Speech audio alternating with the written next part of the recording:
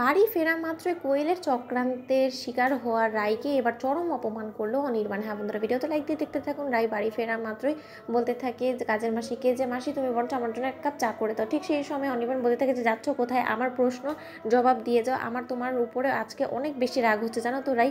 তখন এই কথা বললাম তো রাই বলতে থাকে যে জানতে পারি কী কারণে তোমার হঠাৎ করে আমার উপরে রাগ হচ্ছে বলো তো, আর তোমার আমার দিকে তাকানোর সময়ই বা কোথায় বলো তো। অনির্বাণ আমার তো ভেবেই এটা অবাক লাগছে। তখন অনির্বাণ বলতে থাকে যে একদম কথা ঘোরানোর চেষ্টা করবে না, তুমি আমাকে উত্তর দাও তো যে তুমি এই সময়টার মধ্যে কোথায় ছিলে। তখন এই কথা বলা মাত্র রাই বলতে থাকে যে কেন, আমি অফিসে থাকি, যেটা সচরাচর থাকার কথা আমার সেখানেই আমি ছিলাম। তখন এই কথা বলা মাত্র কোয়েল বলতে থাকে যে রাই তুমি এই সময়টা আমার পেছন করতে ব্যস্ত ছিলে। তার থেকেও বড় কথা, তোমার যদি আমার ক্যান্সারে আক্রান্ত হওয়ার এই বিষয়টা নিয়ে এরকম করে যাচাই বাছাই করারই ছিল, তাহলে তুমি তো আমার সাথে ডক্টরের কাছে গেলেই পারতে। তুমি আমাকে পরিষ্কার করে এসে বলতে যে কোয়েল তুমি যে কথাটা আমাদেরকে এসে বলেছো সেটা আমার মোটেও বিশ্বাস হয়নি, কিন্তু তাই বলে তুমি এরকম করে আমার পেছন করবে আমি সেটা কোনোদিনও কল্পনাও করতে পারিনি। অন্যদিকে অনির্বাণ বলতে থাকে যে তার থেকেও বড় কথা রাই, যে তুমি যে জঘন্য কাজটা করেছো তুমি একবার ভেবে দেখেছো যে যেটা সকলের কাছে যখন এটা খোলাসা হবে তখন সকলের কাছে তুমি কতটা নিচে নেমে যাবে। তোমার কাছ থেকে এরকম নিচু কাজ আমি কোনো মতে এক্সপেক্ট করিনি।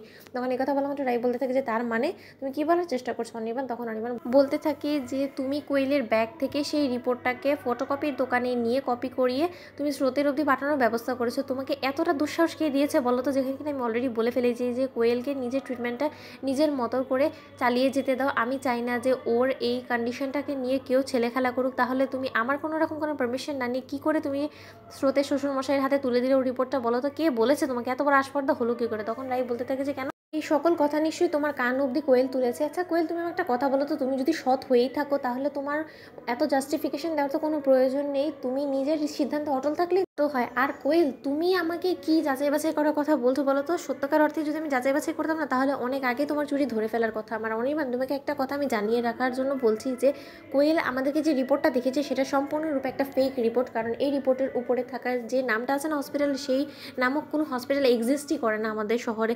তাহলে কোয়েল সেই হসপিটালে ক্রমাগতভাবে সেই ডক্টরের সাথে কনসাল্ট কী করে করছে কোয়েল। তখন এই কথা বলা মাত্র কোয়েল বলতে থাকে যে দেখেছো তো অনির্বাণ রায়ের এখনও পর্যন্ত সন্দেহ দূর হয়নি। ঠিক আছে রায়, আমি তোমাকে বলে দিচ্ছি কাল সকালে আমি তোমাকে বরঞ্চ সেই ডক্টরের চেম্বারে নিয়ে ডক্টরের মুখ থেকে তোমাকে সকাল আসল সত্যটা শুনিয়ে আনবো, তাহলে নিশ্চয়ই তোমার বিশ্বাস হবে। ঠিক সেই সময় কোয়েল বলতে থাকে অনির্বাণকে যে অনির্বাণ এরপরে কিন্তু আমি আর বাড়ি ফিরবো না, কারণ আমার এবার ঘেন্না হচ্ছে এই বাড়িতে থাকতে। কারণ যেখানে কিনা আমার অসুস্থতা নিয়েও একটা ছেলে খেলা তৈরি হয়ে গেছে, সেখানে থাকা থেকে আমি মনে করি আমার এখান থেকে বেরিয়ে যাওয়াটা বেটার। তখন অনির্বাণ বলতে থাকে যে এটাই তো তুমি চেয়েছিলে তাই না, এই অসুস্থ শরীর নিয়ে মেয়েটাই বাড়ি ছেড়ে চলে যাক। শোনো কোয়েল, তোমার এখান থেকে কোথাও যাওয়ার কোনো প্রয়োজন নেই। যদি কারো যাওয়ারই হয় তাহলে এই বাড়ি ছেড়ে রাই যাবে, কারণ রাইয়ের যখন এই বাড়িতে থাকতে এতটাই অস্বস্তি হচ্ছে তাহলে বরঞ্চ রাই তুমি এই বাড়ি ছেড়ে চলে যাও। এইটাই আমার শেষ সিদ্ধান্ত। তো বন্ধু ভিডিওটি ভালো লাগলে লাইক এবং শেয়ার করে সাবস্ক্রাইব করতে ভুলো না।